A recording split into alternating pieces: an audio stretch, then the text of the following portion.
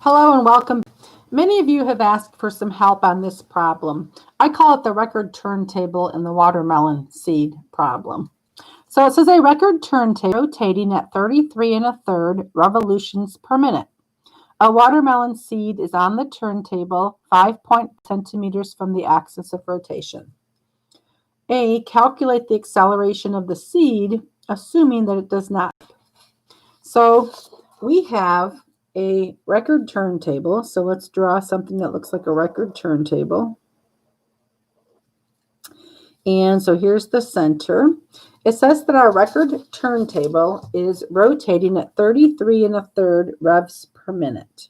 So that means that we have an angular velocity of 33 1/3. I'm going to write that as 33.33 revs per minute. And I think the first thing that I'm going to do is I'm going to change that into radians per second. So 1 revolution is 2 pi radians. And 1 minute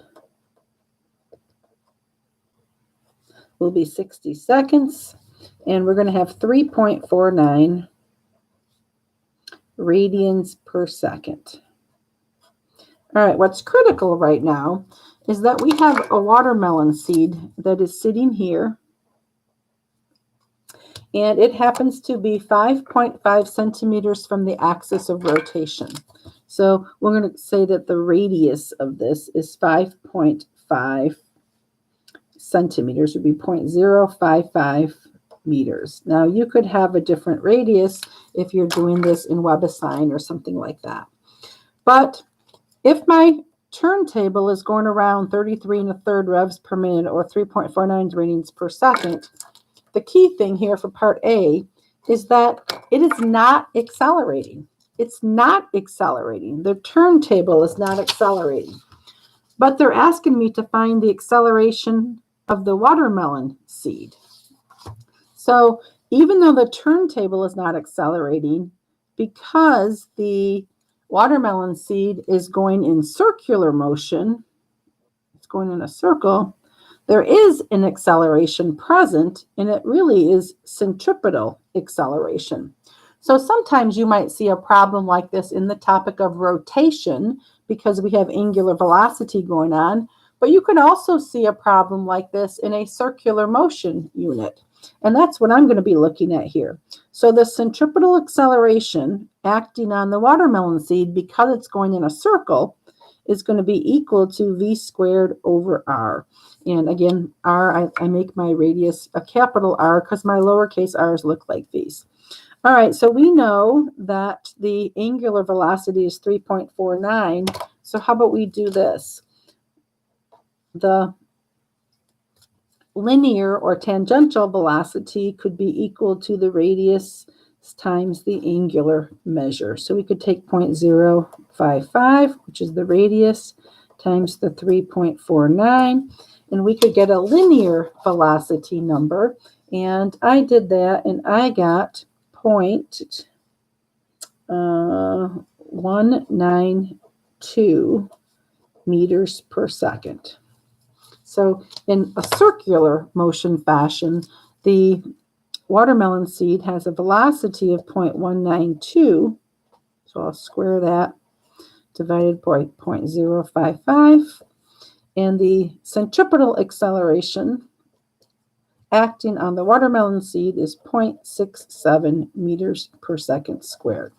So again, there is an acceleration acting on the watermelon seed because it's going in circular motion, but the turntable right now is not accelerating. All right, the next question says, what is the minimum value for the coefficient of static friction between the seed and the turntable if the seed is not to slip? So I want this watermelon seed to stay on the turntable and not fall off. So what coefficient of friction do I need in order for that to happen? So right now, the watermelon seed is like in circular motion. So I'm going to write down the centripetal force equation, Fc equals mv squared over r. And so then you need to say to yourself, well, what is providing the centripetal force in this situation? What is the force that is pointing towards the center of the circle? That's the FC equals question mark. Or in casual language, what is the force that is holding the watermelon seed onto the turntable? Friction. Like we need to have enough friction to hold it on there, or it's going to fly off, which in physics language is slipping. It's going to start to fly off there. So friction is equal to mu times Fn, and Fn is equal to Fw, and Fw is equal to mg. So there's friction. Mu mg equals mu, or equals mv squared over r. We can cancel out the mass of the watermelon seed, doesn't really matter. And we are solving for mu, so that's going to end up equaling v squared over g times r.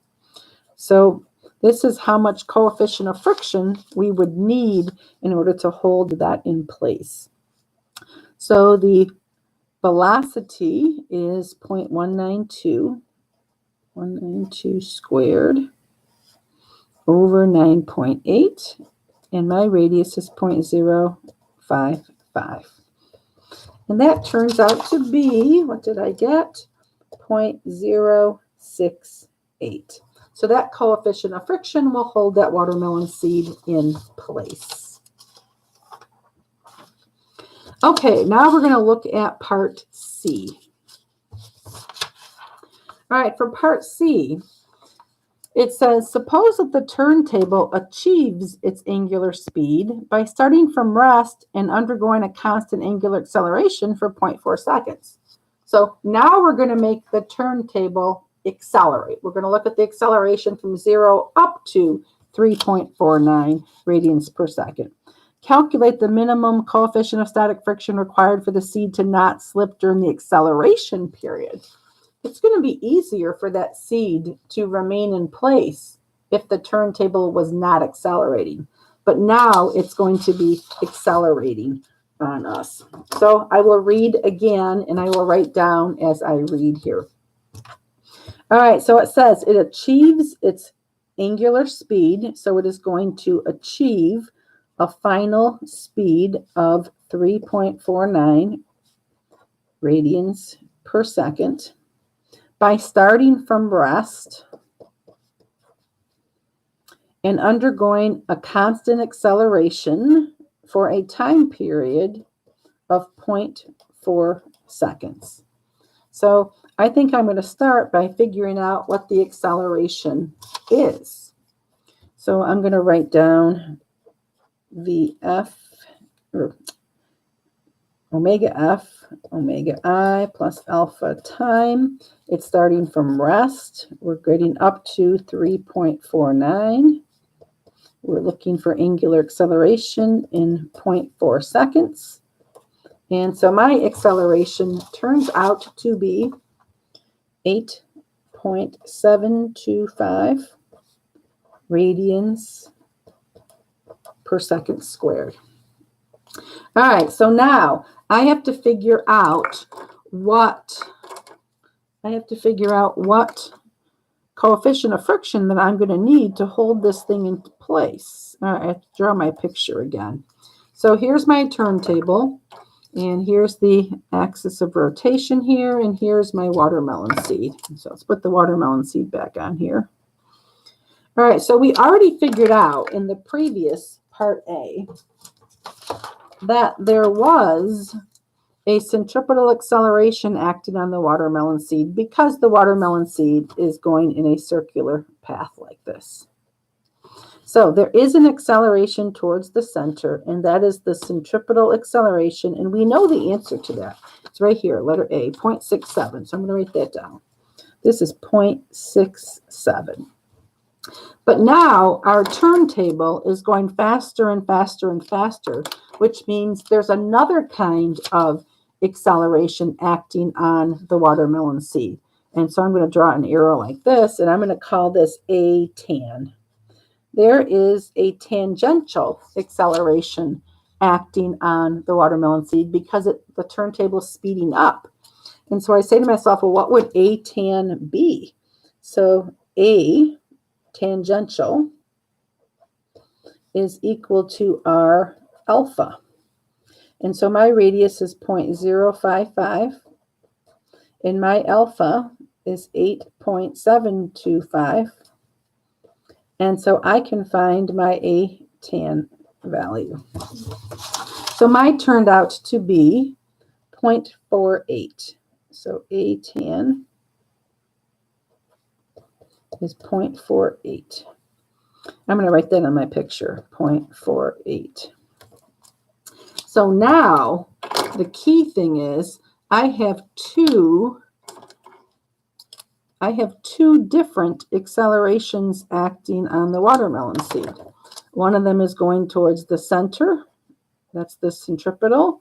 One of them is going this way. That's the tangential.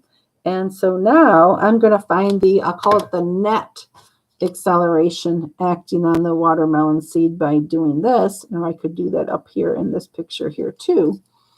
And find out that this here, the watermelon seed, is actually going to be pulled this way, like this.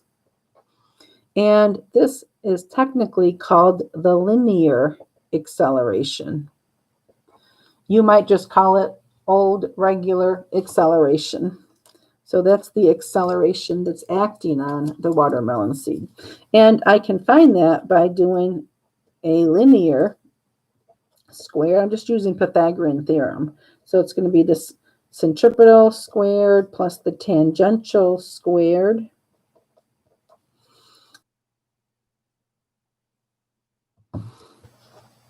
Okay, so my linear acceleration turns out to be 0.824.